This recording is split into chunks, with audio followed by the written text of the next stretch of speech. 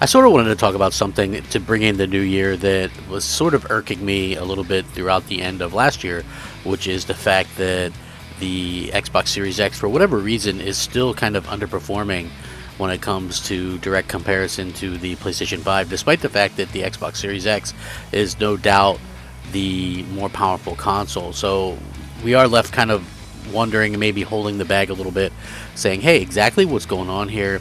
Are we actually to believe that the PlayStation 5 is capable of keeping up with the Xbox Series X?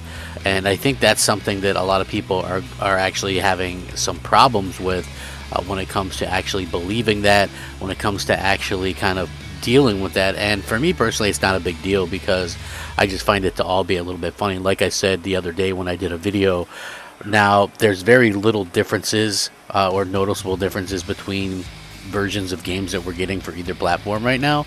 So really it just all kind of comes down to where you prefer to play the game, where you're most comfortable playing the game, and things like that. It's not like back in the early days, and I was talking about this I think the other day in a video, where the Xbox version versus the PS2 version, there would be very significant differences, and I mentioned in that, and I'll reiterate what I did. NFL 2K5, for instance, had bump mapping on the Xbox version, and the clothes would have like creases and things like that, and dirt would pile up throughout the game gradually on the clothes on the Xbox version and not on the PlayStation 2 version. And also during the halftime show, they would show actual highlights from your game due to the fact that it had a hard drive and the PlayStation 2 didn't. So there was always things going on there that sort of led to, you know, a noticeable difference then. And you know, some could argue that there was some noticeable differences last year or last generation, and now we're seeing stuff that's honestly, it's not that noticeable, but it still is something that I wanted to talk about since PlayStation 5 picked up a win here, and it's just a little bit weird to understand why that happened. So I do want to get into the video because it's going to be a topic you don't want to miss. Hey there everyone, I'm the Crapgamer, and of course this is Crapgamer Reviews, your home for gaming news, opinions, reviews, and much more. You'll probably notice a few changes around here, and hopefully that doesn't stop you from giving us a like and possibly even consider subscribing if you haven't already done so. Thank you so much for choosing to spend some of your free time with me today. It really does mean a lot. Happy New Year, Merry New Year, all that kind of good stuff. Hopefully it's all good and you're not too hungover or anything like that, and we're going to be on to a great year this year. I can tell you that much right now. It's going to be a fantastic time for all, and I am very excited myself to see what happens. I'm hoping for the absolute best, and just like you guys, you know, I think that I'm just wishing a lot of games come out, and you know, a lot of good health and good fortune and things like that for everybody. So that's what I'm really looking forward to. That's what I want. I want you guys to all be happy, healthy, safe, all that kind of good stuff. So with that being said, NX Gamer actually was running some tests on the Matrix Awakens, and I know this demo's a little bit older, but it was very interesting what he was able to kind of run from this, just for the simple fact that, you know, it was so unexpected. Now in the Matrix Awakens demo, during the stressful parts, PlayStation 5 on average performs up to 20% better than the Xbox Series X.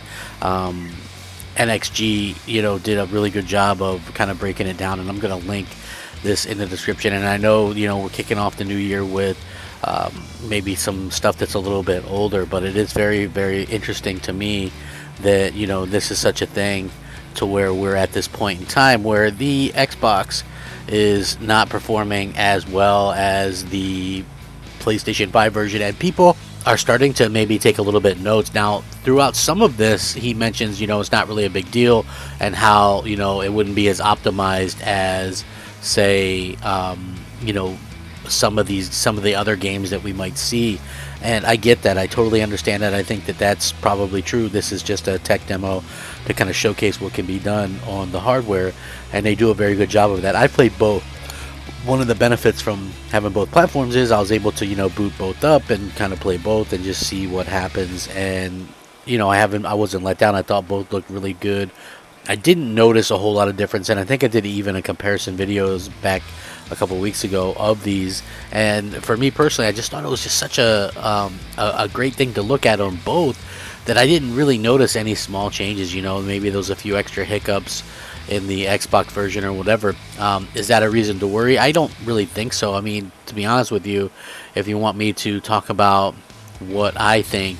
I think that, I don't think there's a reason to worry. I think the coalition helped to optimize it on Xbox, but I don't think it was like they spent a ton of time with it or anything like that.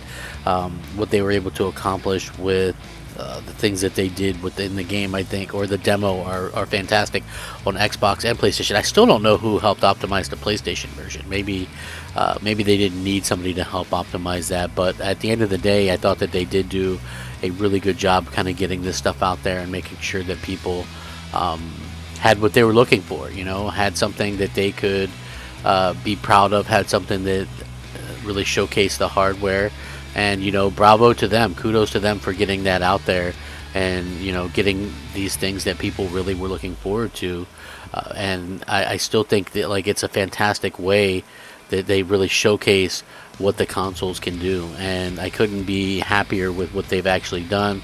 I couldn't be more thrilled with how these things turned out. It just, honestly, they did such a good job. It's amazing, and I gotta say that it does make me extremely happy as an Xbox owner. It makes me extremely happy as a PS5 owner. I want to see these things leveraged and taken full advantage of, and that's exactly what they're doing here.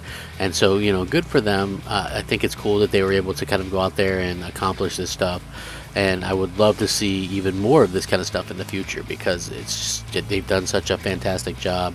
And I'm really excited to see where the future takes us. This is just going to be one of those things where I am everybody can tell how happy I am, how excited I am.